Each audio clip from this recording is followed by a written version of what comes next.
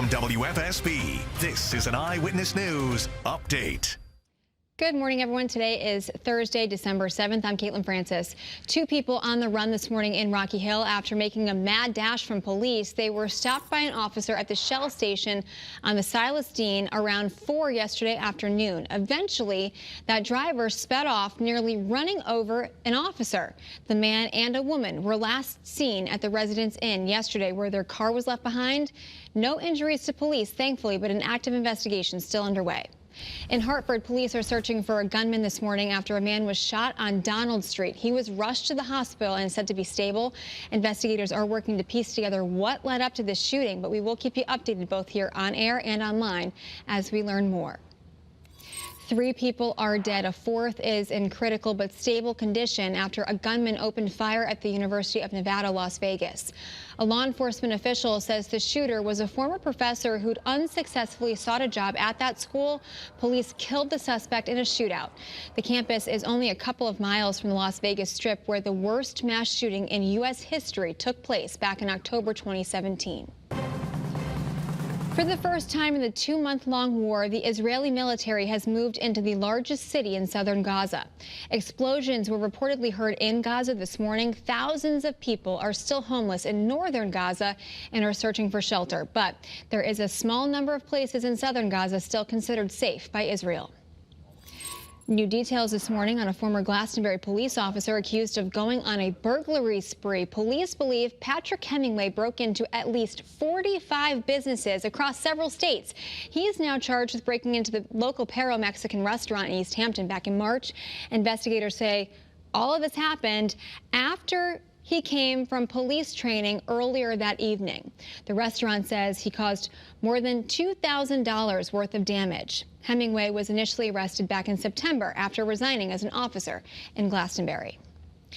The death of a toddler in Cromwell has been ruled a homicide after she drowned in the Connecticut River. 2-year-old DeRoyal Miller died back in September. Investigators say she and her mother had gotten into a crash on Route 9 right near exit 25, then at some point walked down to the riverbank where the child died. Police found her mother about 2 hours later walking along the highway. At this time, no charges have been filed as police continue to investigate. Turning now to campaign 2024, Florida Governor Ron DeSantis, former UN Ambassador Nikki Haley, former New Jersey Governor Chris Christie, and businessman Vivek Ramaswamy lashed out at each other during last night's Republican presidential debate. The candidates tackled all sorts of issues, including the war in Gaza, U.S. border security, and the economy. They also went after the frontrunner, former President Donald Trump, who skipped that debate. Officers from local and federal agencies will be in New Haven today to discuss ways to curb gang violence. These gangs are at war with one another, leading to a number of violent shootings. U.S. Attorney Vanessa Roberts-Avery will lead today's event that's happening at 2 o'clock this afternoon right outside her Church Street office. Officials will also give an update in the ongoing prosecution of arrested gang members. Time is now 7:03. Today marks 82 years since the attack on Pearl Harbor. On December 7th, 1941, 2,400 service members and civilians lost their lives in a sneak attack that shook America's confidence and pulled the country into World War II. Several places across our state are holding events to observe the day. The Pearl Harbor Memorial Bridge in New Haven was all illuminated in red, white, and blue. The Manchester Elks Club is hosting its annual Veterans Holiday Gathering, and the Torrington Veterans Memorial Committee is holding an observance this afternoon at Co-Memorial Park Civic Center. Scott? All right, weather will cooperate for all of those services. It's just going to be a little nippy out there. We've gone ahead and issued a first alert for Sunday night into Monday morning, giving you that first alert that it's going to get a little rough with very heavy rain and some gusty winds, gusting in excess of 40+ miles an hour.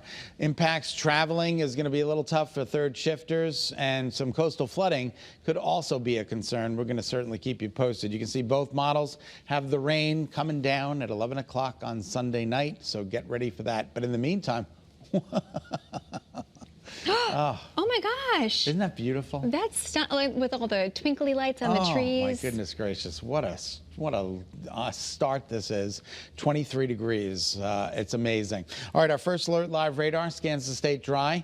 Temperatures 22 right now in Woodbridge, up from 21, 23 in Bristol, 24 in Litchfield and in New London. So it all depends on where you are. But you know what? The temperatures, it's a pretty tight temperature gradient this morning. We've got mid to upper 20s out there and some lower 30s along the shoreline. Visibility at a perfect 10. A little bit of cloud coverage starting to sneak in. If you read our technical discussion, it alluded to the fact that we were expecting some clouds to roll on in, and they are making a run at Connecticut. Now, what's also making a run at us is a little bit of scattered snow shower activity. This is tending to fall apart and going to the south of Connecticut, but that's not to say we're not going to get clipped with some flurries during the day today. Here are the current temperatures: 21, woo, that's chilly. 22 in Putnam. You've got 23 in Torrington and in Waterbury. You've got 24 at Bradley and Tolland and Norwich. You've got 25 in Willimantic, 26, 27s, no 28s. We jumped to 30 in New Haven. We are down from yesterday, anywhere from 7 to 10 degrees. That's chilly. Yeah, 10 degrees cooler than yesterday. And we are taking a look at the wind speeds out there. Sustained anywhere from 2 to 5. It's not a big deal, but it is enough to knock the temperatures down into the upper teens in northwest Connecticut, northeast Connecticut. We're talking about it feels like the teens.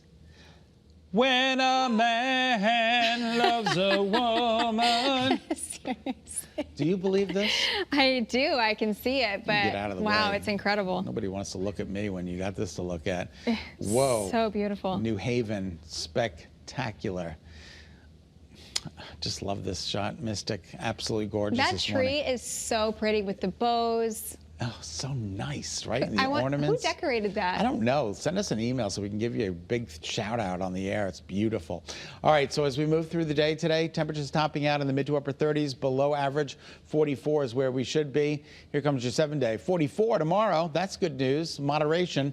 And then Saturday, 52 with mostly sunny skies. Real nice day on Saturday. Sunday, the daylight hours are dry. It's Sunday night into Monday morning. We've gone ahead and issued that first alert for some rain and some wind. And then Monday afternoon clearing. The temperatures come early. The highs come early on Monday. They start dropping during the day. And then Tuesday and Wednesday, 43 and 40 degrees with partly to mostly sunny skies. All right, that's a check of your first alert forecast. Kate, we'll send it back to you. All right, thanks, Scott. And thank you so much for tuning in here to Eyewitness News. Remember, you can get your news and weather updates anytime on the Channel 3 app. We're going to leave you with a beautiful view outside through our iCam at Bradley International Airport in Windsor Locks. Have a great day.